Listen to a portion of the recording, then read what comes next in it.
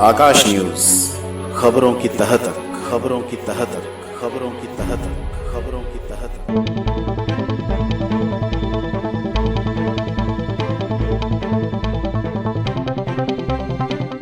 देखिए, ये हमारी लड़ाई जब तक चलेगी जब तक इन वीआईपीओ को सजा नहीं हो जाती।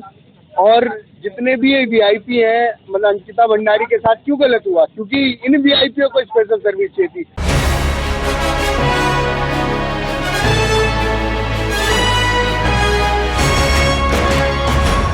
उत्तराखंड की बेटी अंकिता भंडारी का रेप व मर्डर कांड में दोषियों को उम्र कैद दिए जाने के विरोध में लगातार विरोध प्रदर्शन हो रहे हैं।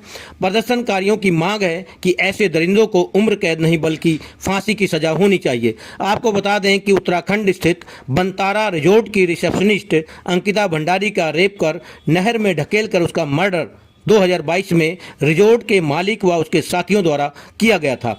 इसी केस को लेकर कोर्ट ने आरोपियों को उम्र कैद की सजा सुनाई है, लेकिन अंकिता भंडारी के समर्थकों ने कहा है कि उम्र कैद नहीं बल्कि फांसी की सजा होनी चाहिए।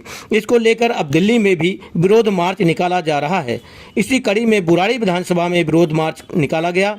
इस विरोध मार्च में निगम पार्षद रूबी रावत, निगम पार्षद मुनीश कुमार, पूर्व निगम प्रत्याशी असित कुमार की धर्मपत्नी ज्योति रावत, पार्षद प्रतिनिधि धर्मेंद्र कुमार धामू एवं पार्षद प्रतिनिधि राहुल शर्मा सहित सैकड़ों लोग शामिल थे। आइए सुनाते हैं इस मौके पर पार्षदों ने एवं पार्षद प्रतिनिधियों ने क्या कहा। आज की जो ये न्याय यात्रा है वो बुराड़ी स्कूल से बंगाली कॉलोनी तक निकाली जा रही है और ये हमारी तीसरी न्याय यात्रा है अंकिता भंडारी के लिए बुराड़ी विधानसभा में। इससे पहले हमने अथॉरिटी पे निकाली थी, उसके बाद हमने बुराड़ी हॉस्पिटल पे और आज ये बुराड़ी स्कूल से बंगाली कॉलोनी तक निकाली जा रही है।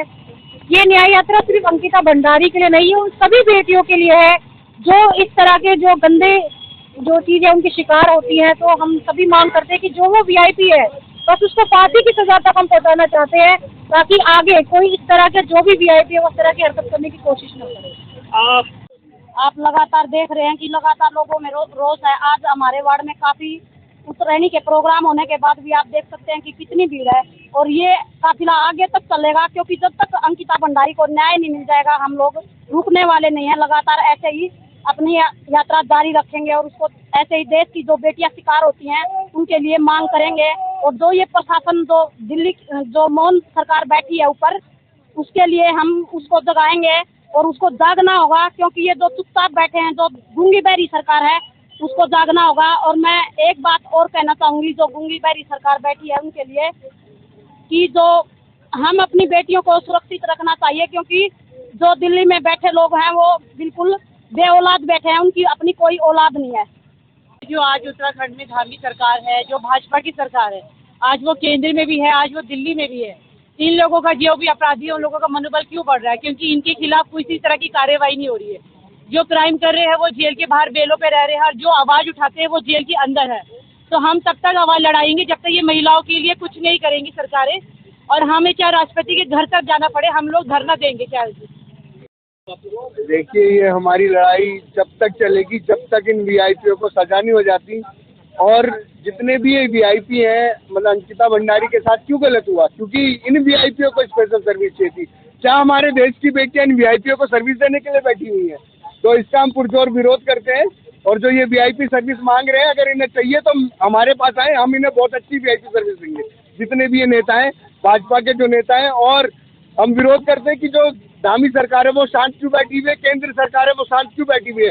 जब इन वीआईपी के नाम इनको पता है तो इनको पार्टी से अलग करना चाहिए, पार्टी से निकालना चाहिए। और इनको जब तक सजा नहीं हो जाती जब तक सरकार को इनके साथ छोड़ देना चाहिए और पार्टी से निकालना चाहिए लोगों को।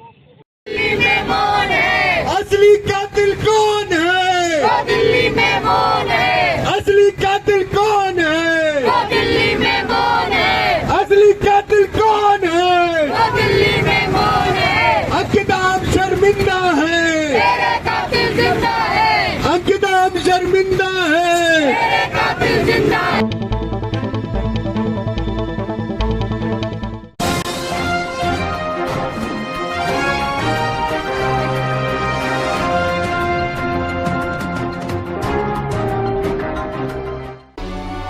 आकाश न्यूज, खबरों की तह तक, खबरों की तह तक, खबरों की तह तक।